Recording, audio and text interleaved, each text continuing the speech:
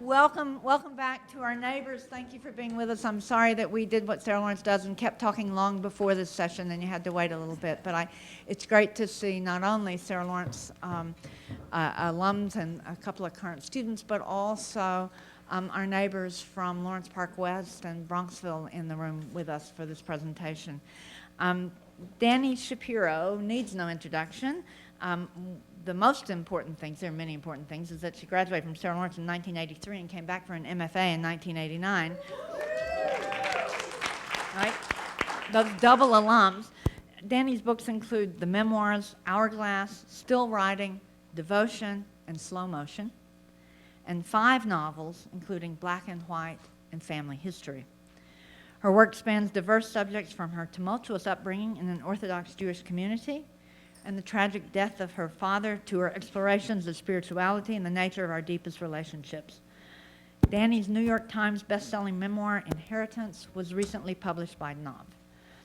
Dani's essays and journalistic pieces have appeared in numerous publications, including The New Yorker, Salon, N+1, Ten House, and Vogue, and she has been widely anthologized. She contributes regularly to the New York Times Book Review and broadcast on This American Life.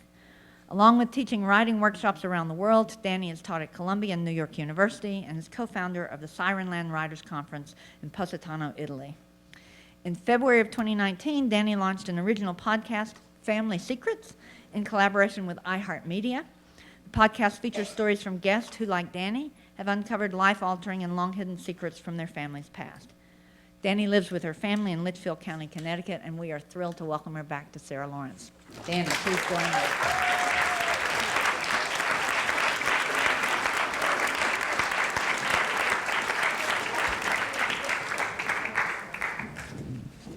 So we will engage in a conversation.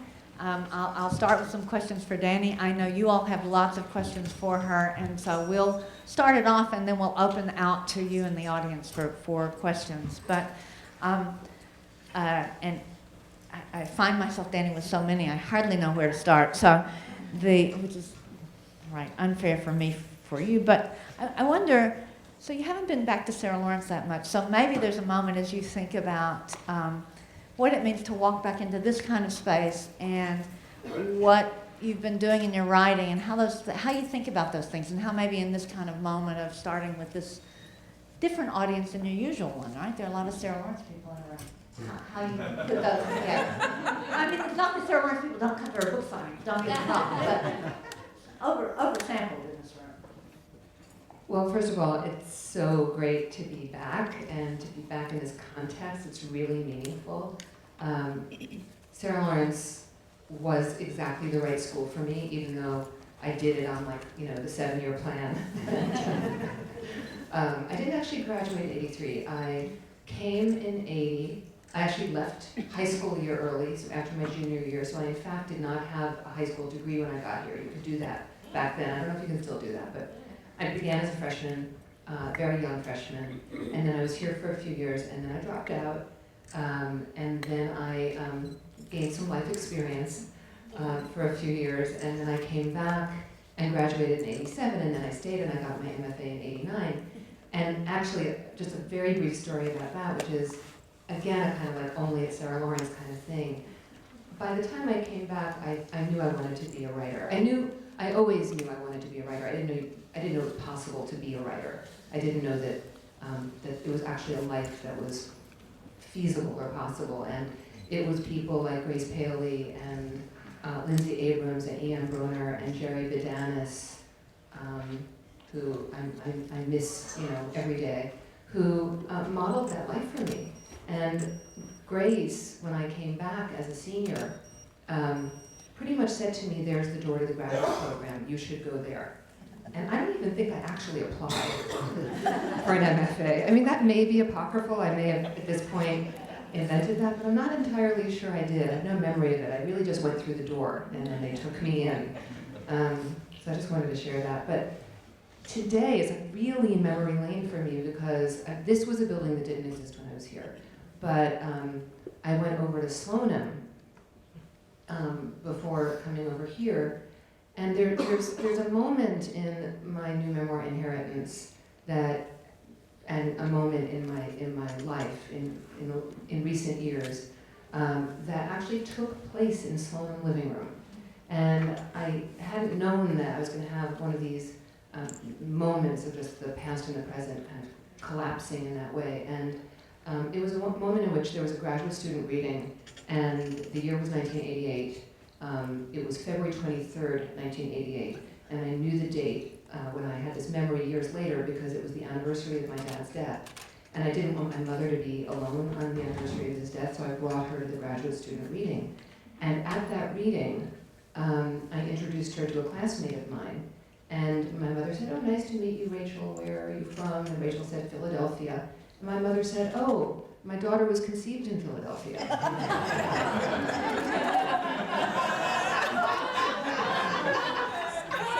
And I'm 25 years old, and it's the first time I've ever heard this. Usually the story of your conception is something you either know, and it's a nice story, it's, Paris, or honeymoon, or Grossingers, or whatever. Or you've never heard it, and you're never gonna hear it, but to hear it be told to a perfect stranger, to my mother, in Sloan living room, and it became, many years later, when I made this discovery through doing a DNA test, randomly, just accidentally, really recreationally doing a DNA test, and I found out that my father had not been my biological father. That evening, my mother letting slip that I had been conceived in Philadelphia, and then my pushing her, all the way home as I was driving on the Summer River Parkway on the Henry Hudson, all the way home, asking her why she had said that and what she meant. If I hadn't had that moment, which was just a pure accident that my mother, she just slipped, something just came out, and it was a clue that helped me to solve the mystery of my identity that I otherwise wouldn't have had. You're still on the stage with us right now, right? After the sort of the moment of walking through that. So talk a little bit, talk about secrets a little bit with us, right? It's something you've obviously thought about, working through. I think I've been, as a writer, my themes have been families and secrets from my first novel on. My first novel came out in 1990. It was actually my MFA thesis that was published. And I didn't know why my themes kept on circling back to families and secrets, but they did.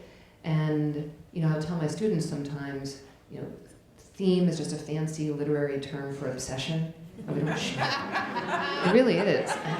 And we don't choose what obsesses us. And writers, we don't choose our themes. We don't sit back and have it be a big theme basket and kind of go like, oh, I really like, this one.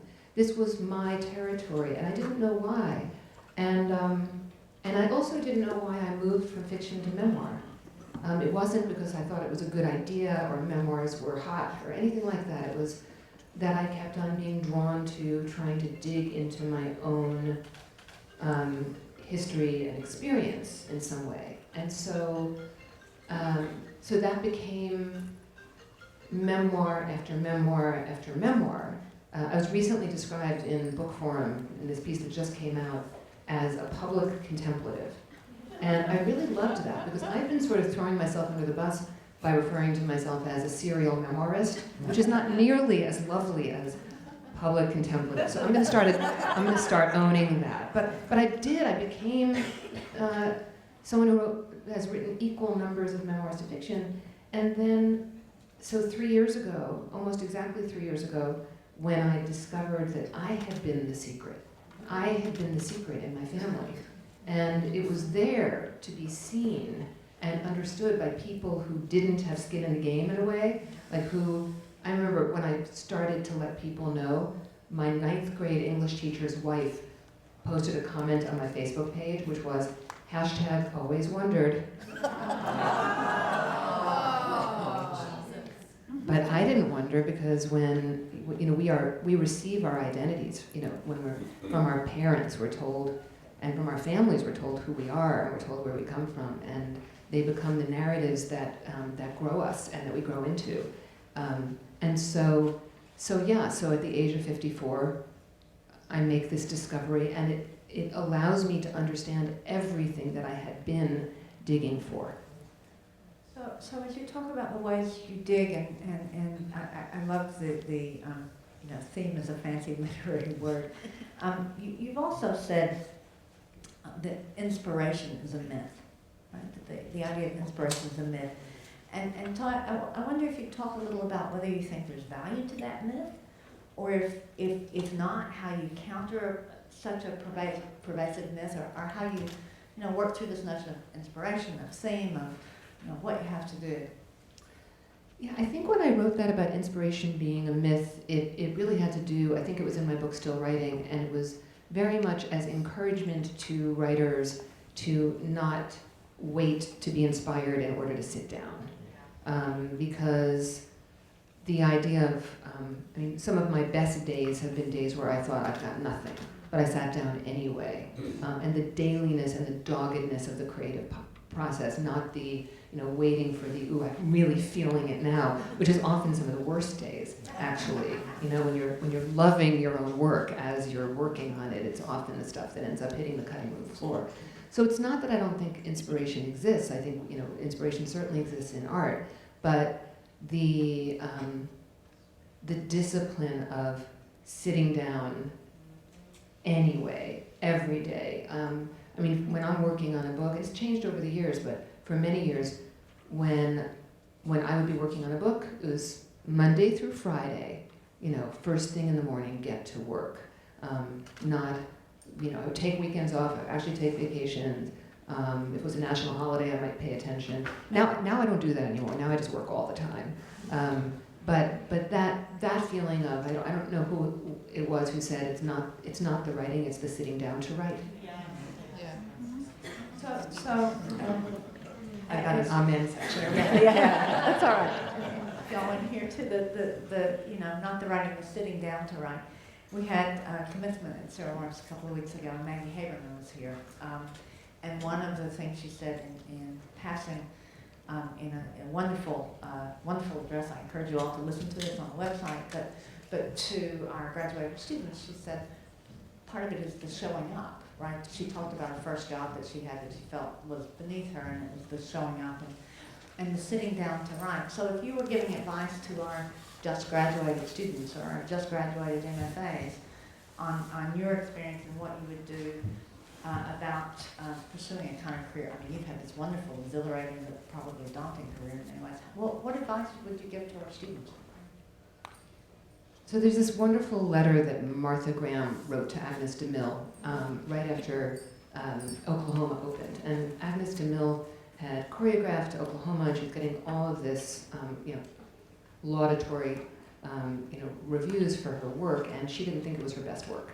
And she fell into a real funk about it. And Martha Graham wrote to her this letter that I often quote to my students, in which she said, "It's not your business to determine how good it is, nor how valuable it is, nor how it compares with other expressions. It is," now I'm paraphrasing, but it's about keeping it yours uniquely, keeping the channel open. And she says, "No artist is pleased. There's only a queer divine dissatisfaction," which only a writer could actually find to be like a fantastic thing. There's a line in it, "There is no satisfaction whatever at any time." And I've got one of T-shirts made with that, because the idea that like we would equate in some way ease or even joy. I think the queer divine dissatisfaction is what's really the beautiful phrase there. I now can look back and see that I was so driven by what I didn't know. I was feeling, and still am, I'm sure, we all are, feeling my way around in the dark, and feeling my way around in the dark produced work. But the thinking, I think, the thinking that we are supposed to know what we're doing before we do it, which is not just true of writing, but true of just about everything that we do. The happy, did you set out to be a college president? Did you begin there? Yeah. And here we are. Played the oboe, right? So I had really, really good training for it. It was, actually. Yes, but that's it. And I mean, I'm constantly telling my students, pay attention to the happy accidents. Pay attention to, Dolly Parton, of all people that I'm going to quote, said, like, figure out, who you are and then do that on purpose. But it's that coming from that place of the times I've gotten into trouble as a writer is when I have thought I've known. I've begun with a big idea. I thought, this is a really great idea. Now, and I know what my themes are, and I know how I'm going to write it, and I know the structure before I enter it. I mean, writing a book is like entering, like the plans for a house, but you're already living in it, and then it's got to kind of build itself around you. And in order for it to do that, there has to be the willingness to sit in the not knowing. This is why your Sarah Lawrence education has served you so well in so many ways. Tell us a little bit, and then we'll open it out, but just talk a little about balancing personal life, career, family life, and what it is to be a memoirist and doing that, right? That's a great question. I've been on tour for Inheritance since it came out in January, and my son, who's now 20, he just finished his freshman year at Wesleyan, he's come to a lot of my events when he can, and during the Q&A, people will often say, so how does your son feel about, and I was like, you know what, he's here, so I'm not going to answer for him. It's like, Jacob, you're hiding behind the stacks over there. He recently said to me, we are a private family, and you write about us. But he wasn't saying it, he was saying it as those two things are not mutually exclusive. We can be a private family, and I have written about my husband, and about my son, and about myself, and about my parents, as characters in books in some way. And so he's grown up with readers of mine who, say, read a book in which he was 6, meeting him saying, "You're so big," because in their imaginations he's 6, or I think it's felt very normal to us. I think also because my husband is a writer, and because I have always treaded carefully around issues of privacy, and from the time that my son was born, one of the first thoughts I had is, you did not ask to have a mother who's a writer, and yet your birth has totally changed my life. And if as writers we are our own instruments, what do you do when the instrument changes? So many things change the instrument. Becoming a parent, falling in love, grieving, geography, loss, trauma changes the instrument. So I was aware that my instrument was shifting and changing with his birth, and the thought that I had was, I don't want to write anything about you that you're going to turn to me when you're 30 and say, I wish you hadn't written that. How do you think, you've lived that 20-year span of your son's life is the one where we've seen an extraordinary change in the interaction of the printed word and social media in all of its manifestations. So how does that hit with the notions of privacy, or how you think about that? Or maybe it hasn't impacted it. Well, it's interesting. Like I just said where my son goes to school, and I think I said it because I'm at Sarah Lawrence and I feel safe with you guys. I wouldn't put that up on social media. People could find out pretty easily, but there's a sense of, I find social media very complex because there's a burnishment that happens for all of us. We're not putting up unflattering photos, or if we do that, it becomes its own performative thing. But we're performing in some way, and I'm always aware of that, and therefore want to call it out in some way, even especially on Instagram, which is my main, I actually really like it. Want to find a way to be truthful, while also being conscious that it is social media. So there's the kind of truthfulness that sort of devolves into confession and almost sort of giving away pieces of yourself in some way. but I try to find, I'm always looking for that place, both for myself and for my family, because they are a part of, I mean, my husband gets recognized as my husband. Like, people go up to say, I know you, you're Dani's husband, or, you know, same with my son. But I think we all just kind of navigate it, and I'm always thinking about what that place is where it's comfortable. Also because I think as a public speaker and as someone who has written, I mean, memoir is not confession. It's, in fact, it's quite the opposite. And to write good memoir, you actually have to transcend your life and be able to see it as a story. And so I think I'm always trying to, and it's also a consummate act of control. It's kind of the opposite of letting it all hang out. When people say to me, I feel like I know everything about you. Writing a memoir is actually curating. These are, I mean, I think it was Vivian Gornick who said, you know, you may not let it rip, you know, or writing a book that is going to be of interest to the disinterested reader, you know. The memoirist is not inherently interesting.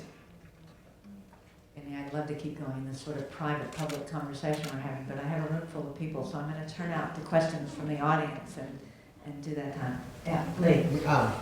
This is like a civil one. If the answer is go buy my book, that's a great answer.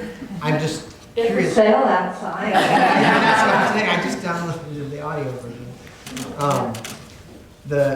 The experience, thank you first of all for sharing with us the experience about your mother at in Slonim. I think lots of people have life-changing experiences in Slonim. Tell us more. Buy the book. Do you think, like, so curious that it was sort of happened after your father passed, do you think, A, she felt more, like, do you think maybe she felt more free to sort of reveal that information and still yet not ready to share it with you? Question. Second question is, did your father know? That's just curiosity. And No, I can answer both of those, and I should also say, for anyone who hasn't read the book, that there are no spoilers. It's literally not possible for me to say anything that will spoil your experience of reading the book, because that's not the mystery at the center of the book. So, in answer to your first question, I believe that my mother was triggered by the word Philadelphia. I don't think she felt freer or looser. I don't think she had any intention of ever revealing any of this to me. I'm not even sure that she was capable of revealing it to herself at a certain point. And so, I mean, I think my mother could have passed a lie detector test if asked if I was my father's biological child. And the culture of reproductive medicine at that time reinforced that very much for people, allowed them to be in whatever state of denial that they wanted to be in. But I think my mother hadn't heard the word Philadelphia in a long time. And it was on the second anniversary of my father's death, which is a very triggering kind of experience, and it just came out, and the minute it came out, she wished she could have just pulled it back in. And as to whether I think my father knew, I do, yeah. And I mean, so much of the mystery that I really delve into in the book is what did my parents know, and how deeply did they know it, and how and why did they make the decision to follow what they would have been told, which is never tell a child.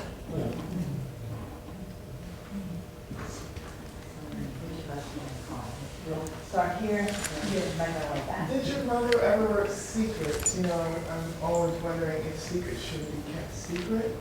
And I guess it depends on why it's a secret.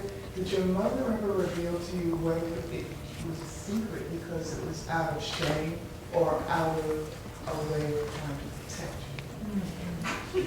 That's a really rich question. So, a few things. First, my mother had passed by the time I knew the truth. So I was left with two parents who were gone, and holding the mystery of who my biological father was, what my parents had known, why they had chosen to not reveal it to me or to anyone else. So a couple of things. At that time, in the history of reproductive medicine, couples were told the child will never know. go home and forget it ever happened. Don't breathe a word of it to anyone, not to your own parents, not to your siblings, not to your friends. It's best for everyone for no one to know about this, and it doesn't matter because what we don't know doesn't hurt us. And they really believed it. And one of my challenges and ultimately a really expanding part of this journey for me was coming to a place of real compassion and understanding for the people of that time, for the doctors, for the scientists, for my parents, for everyone. One of the heartbreaking things to me now, as I am speaking to so many people who are, there are millions of people who are making this discovery. There's, it's estimated that in another 2 years, the number of people doing DNA tests recreationally will have exceeded 100 million, and around 2% of those people are making the discovery that their parent wasn't their parent biologically. What you said about secrets and shame, I just want to address for a second. So this podcast that I started called Family Secrets, as I'm interviewing guests on the subject of often just really staggering family secrets of all different kinds, something that is almost always thrumming beneath the keeping of a secret is shame. Almost always. Somehow, shame makes it feel like if this were spoken aloud, it would destroy a relationship, would destroy other people, or would be utterly isolating. Speaking of shame, the idea that whatever this thing is that I'm ashamed of, no one else has ever experienced. When in fact, shining a light on it lets us see that, we're kind of all in this. The heartbreaking part, among others, that I'm seeing a lot now, is that the parents who kept these secrets, who did it with the best of intentions, are now the ones who are still living, are contending with the fact that their grown children absolutely are going to find out. And I am approached constantly by parents. I got an email last week from an 85-year-old woman who said, I don't know what to do. I think I should sit down with my 60 and 62-year-old children and tell them because they're going to find out. So she's basically deciding whether they're going to find out after she dies or whether she's going to do one more piece of parenting. And also in her case, she has a grandchild who has a genetic issue.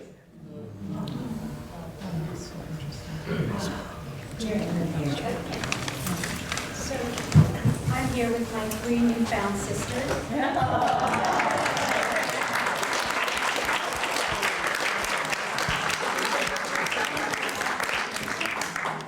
And we are at a loss because we never got to meet our biological father, who never had his own children, and would have loved to have known us, so I am told. Is there anything that you would suggest that we can do at this point to help change the laws in our country so that there isn't any more donations, anonymous scammy donations, and that we can limit the amount of donations per You're talking about one of the things that first of all, that's so amazing. So glad you all are here.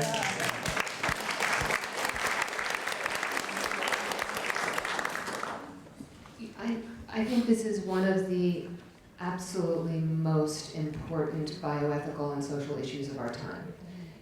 We're in a very specific moment in time with all this, where these secrets are all coming out because of the combination of easy over-the-counter, direct-to-consumer DNA testing and the internet. Another statistic I just heard in a piece that was actually written about me in the piece in book form was that 23andMe is fielding between 4,000 and 6,000 calls a week right now from people who are discovering 4,000 to 6,000 calls a week. They're hiring people to man the phones. So in answer to your question, it's why I'm still on tour and will be for the foreseeable future. I'm speaking in the bioethics departments at universities all over the country, and in those cases, I'm speaking to people who already are working on this. But when I'm speaking to audiences, I feel like what I'm trying to do is educate people that there are still anonymous donors being advertised as anonymous, which is no longer possible. Whether you think it's good or bad doesn't matter. It's over. And the fact that it's not over in the business of reproductive medicine is crazy. And even more insidiously, there is no registry in this country for numbers of offspring that a donor can produce. We and Canada are the only two countries in the developed world who do not have a registry that limits the number of offspring that a donor can produce, and therefore also would, presuming that there would be such a registry, keep a system of checks and balances about the truth of what's being reported in terms of a donor's health and genetic history. So all I can say is be as vocal about it as you can. And I didn't ask for this story. I didn't go to the story store and pick this one. It turns out this is the story of my life. This is the story that I feel at this point in my life that I was born to tell. And it's too strange that there I was in Sloan and my mother said Philadelphia, and that I happened to be married to a man who wanted to do DNA testing. I might never have done it. He said, do you want to do it too? I said, sure, instead of no thanks. It goes on and on, and I was able to, other part of the story, but because of some clues, I was able to identify my biological father. And so many pieces of my story actually feel like, okay, what am I going to do with this? I've been given a torch, and so I feel like it's my job to shine as much light as I can. There has to be a shift. I don't know how quickly it's going to happen, but there are just too many people who have this story now for that shift to not happen. My interest is in it happening as quickly as possible. My book club chose your book, and read it. We had a meeting 2 nights ago, and everybody loved it. They wanted me to ask you whether you continued to see your biological father, and also did you find anybody else? So the answer, thanks, I'm so glad that you all read it. I do continue to have a relationship with my biological father. And it's a really lovely relationship, and I'm incredibly fortunate. And I'm really aware of that. There are so many ways that could have gone differently. And no other half-siblings have materialized in my case. That doesn't mean they won't, but I don't think I will have many, because I am regularly hearing the story, and this goes back to lack of regulation. I'm regularly hearing the story of first someone finds out from doing a DNA test, suddenly they discover that they were donor conceived and that a parent is not who they thought biologically. And then the very next thing that starts to happen is half-siblings everywhere, scores of them. I have a friend who has now, I think, up to 47. Wow. Right. No, but that's why there has to be a registry, and it's constantly happening, and so therefore the fact that none have come up in my case, and I don't think my biological father was a prolific donor. I think every once in a while he had a break in his schedule and popped in. It was a break because when my husband was in medical school at Columbia PNS, they were asked to donate. And at that time in medical school, you really needed the money. Yeah. Did he ever tell you how much he was paid for giving sperm? I never asked him that question. It felt unseemly somehow. But I know it was. I heard a story recently, just anecdotally, where someone's father, who is a doctor, whose kids were coming of age, starting to date, and he had gone to medical school at the University of Michigan, and he sat down his kids and he said, "Don't date anyone from Michigan."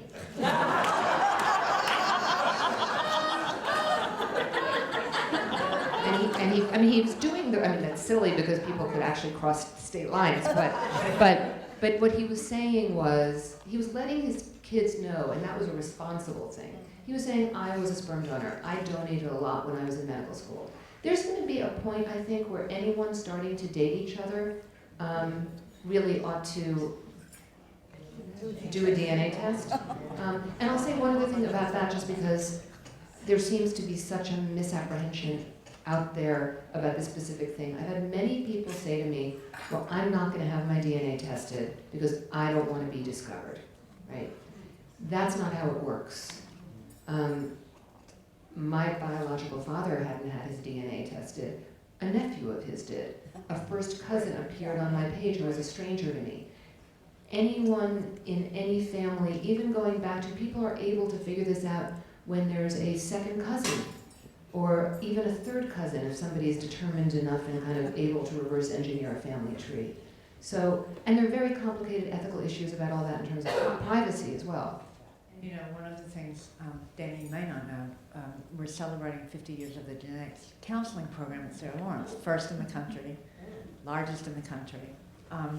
And so we've been having a whole series of conversations this year about the notion of designer babies, about who is the, what happens for all these people who are doing these DNA tests, who get partial information, and there's not a world of counselors out there to mediate or explain, or what happened, the whole host.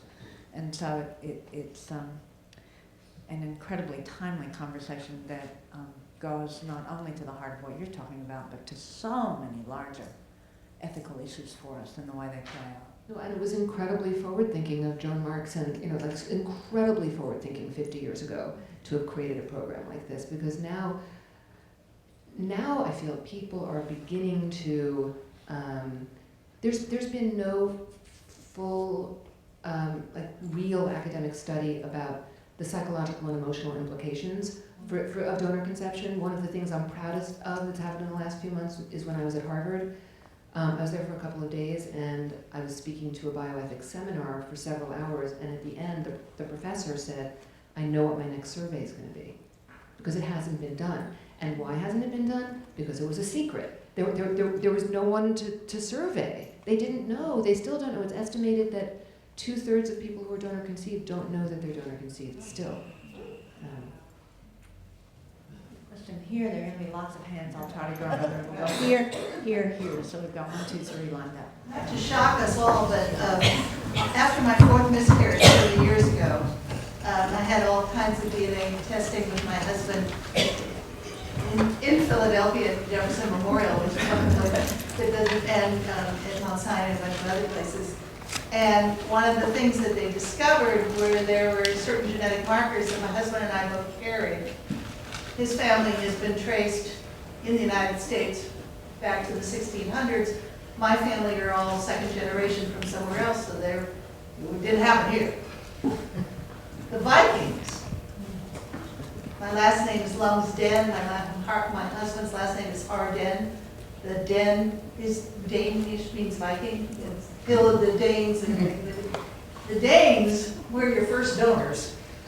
And the Vikings went all the way through the British Isles, sharing the DNA all over the world. In the 1800s and 1900s, the 800s and 900s, and those DNA markers are shared by my husband and I somewhere from over 1,000 years ago, and can be one of the reasons the repeated miscarriages occur. So the donor science that we have now has been reflected in history for years through conquering and pillage and rape and all these other processes. And this probably is a story that could have been told had people understood the science in many, many generations going back. But the ramifications for health and children going forward is not just the last 50 years, but it could be the last 500 years. One of the things that I always feel like I need to underscore is that, because I think initially, even as people were hearing what I was writing about, I could tell I would have occasional kind of uncomfortable conversations, most often with adoptive parents who thought that what I was saying was, not knowing was what was so damaging. And really early on, I had a conversation with a man. He and his husband have several adopted kids, and he kind of challenged me on that. And I said, "Your kids know they're adopted?" He said, "Of course, yeah, from the time that they were born." I said, "So they know what they don't know. They know as they're moving through life what they don't know. When they go to a doctor and they're having their medical history taken, the doctor says, you know, father, they know to say, I don't know. To be formed by what you don't know and not knowing that you don't know it is actually the thing that is damaging. It's both psychologically and emotionally, because this stuff actually really just does live on some plane, but also very much medically as well. Now I said hear, and I don't even know whether I hear you. Hi, my name is Adrienne Amador. I read your book and I found it very compelling. I think the question that arises for me is, what about people who need to use reproductive assistance in order to have children and are dependent on donors who continue to contribute, and they do so on the basis of anonymity? What does that mean for families that were conceived in that way? While I understand the need for a registry and I understand the need to tell your child how they came to be in the world, I don't necessarily agree with this idea that anonymity is something that is unnecessary now. And for me, bioethically, that's a gray area, and I just wanted to know your feelings on that. Yeah, well, thank you for that. I think one of the things that's so complicated now is that it's not possible for there to be anonymity because of the direct-to-consumer DNA testing. That's just, that horse has left the barn. Any child who knows that their donor conceived can, at any point, reach out to a donor, whether that donor wants to be found or not. And so one of the things I said to a friend of mine recently who's becoming a single mom by choice and was going to use a donor, she had originally planned to use an anonymous donor, and I just asked her the question. I said, look, it's difficult to be born for all of us, every single one of us here. It's not easy to be a human being. When you're born using third-party assisted reproduction, it's a bit more complicated. And often we have the desire, not everyone does, but often we have the desire to know where we come from biologically. And by choosing an anonymous donor, are you setting your child up someday for rejection? So that was the question. I think it's extremely complicated because, yeah, fewer people will donate for a period of time. There are studies in Europe and various countries where anonymous donation is prohibited, where actually it starts to right itself and more people become willing to be open donors, to be, I think there's a kind of threat that I think can start to shift over time in society. The threat being, but I don't want to have paternal or maternal responsibility for this child. I mean, one of the things I see constantly when people are reaching out to their biological families after making these discoveries is there's a recoiling initially. There's a sense of, what do you want? You want money? What do you want? You want to come for Thanksgiving? You know, it's like, but wait, we have our family. You know, you're not part of our family. I think if there were, over time, a way of having that be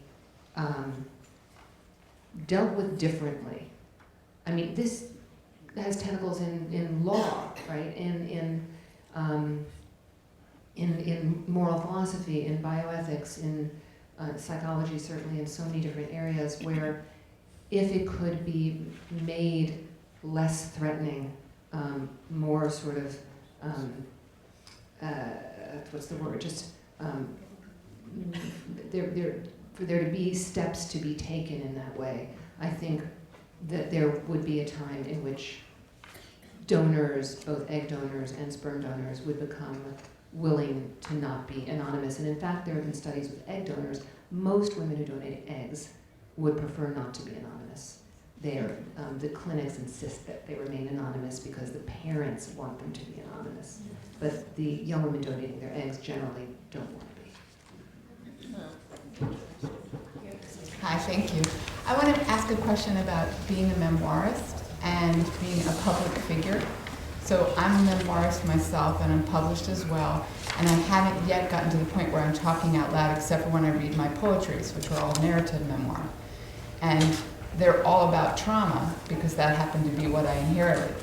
And I'm really curious about how you handle when you have an audience, how you handle the questions that were traumatic for you or were incredibly excruciating or difficult, like when you struggled with, where do I actually belong now? Like, who am I actually? And the sidebar for that for me is that people are often very troubled by what my history is. I didn't ask for it, but there it is. And they kind of can't believe it. And they're sort of like, did that really happen actually? And I'm like, yes, actually, there it is. I hope it's of benefit to the world. So I'm asking you that, what do you do with it? How do you use it? How do you work with it? That's a great question.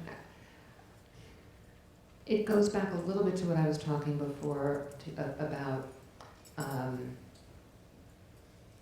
like what is shaped.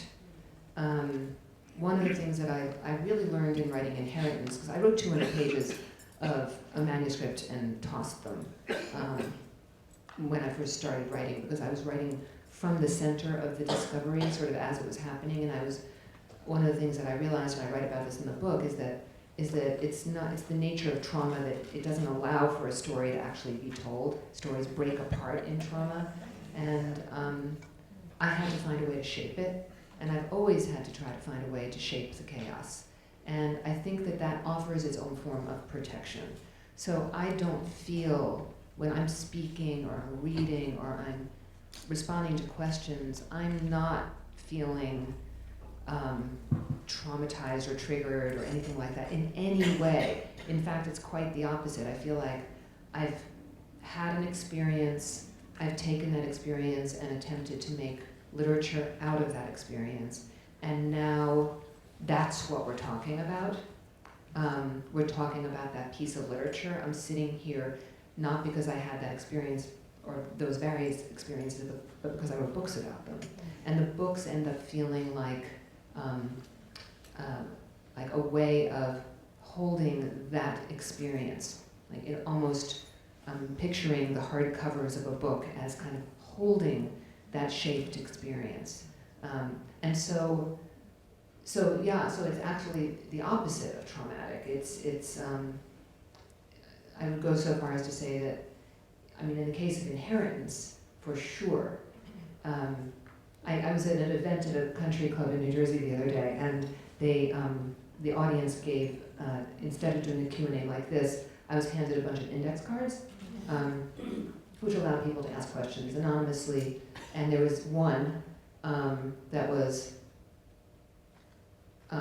what good is knowing? And I took it. I didn't have to take it. There were other easier questions, but I was like, I'm going to answer what's good about knowing. Basically everything. Everything.